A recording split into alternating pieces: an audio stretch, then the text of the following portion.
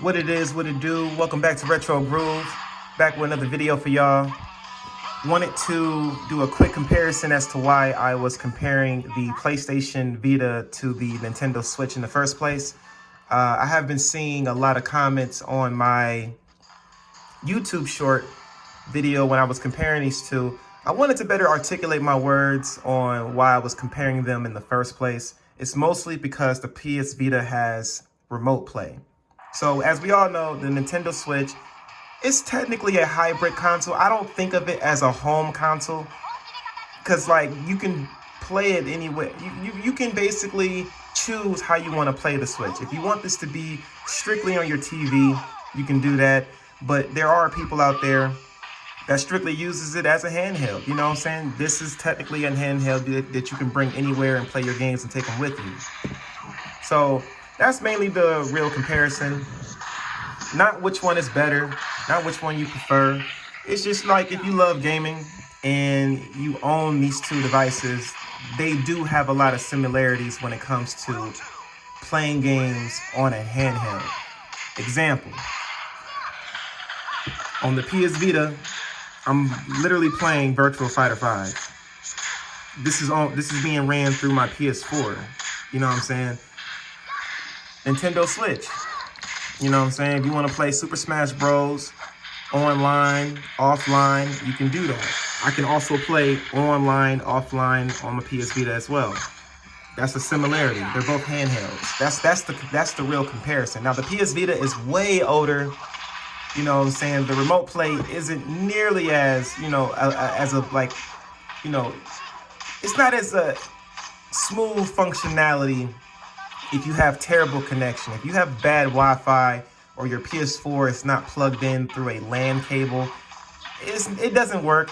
So there are some pros and cons dealing with an old tech like the PS Vita.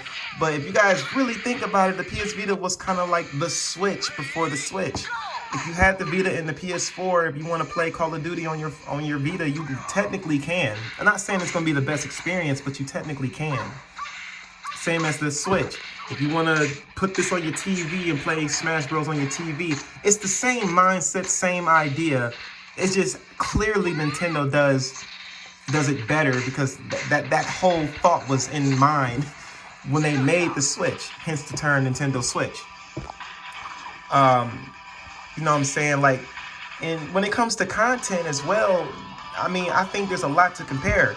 If you got a PS Vita and a PS4, you technically can play your PS4, PS Vita, PSP, and PlayStation 1 games. That's 4 different consoles you can play on your PS Vita.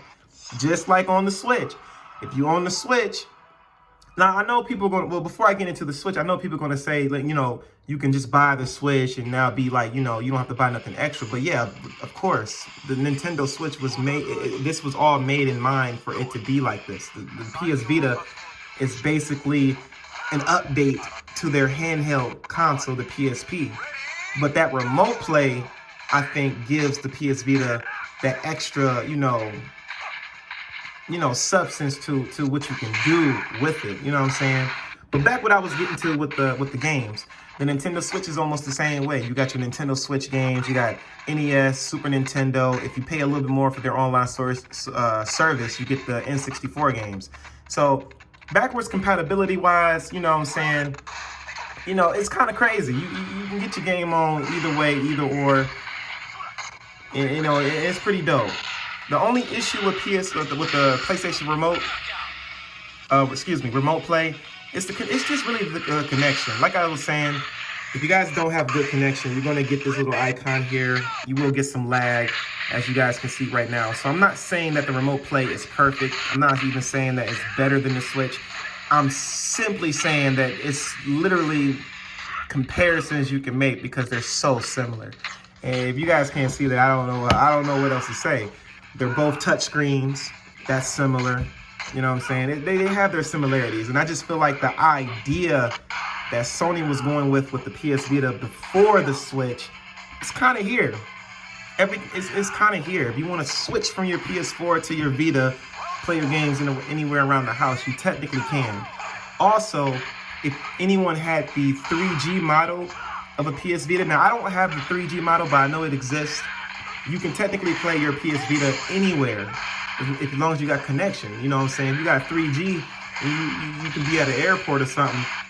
You know, you should be able to still play your PS4 through 3G. I haven't tried it. I don't think, I've never seen anyone with the 3G, so I can't really confirm that. But, you know, the idea is there. It's just comparing the ideas. You know what I'm saying?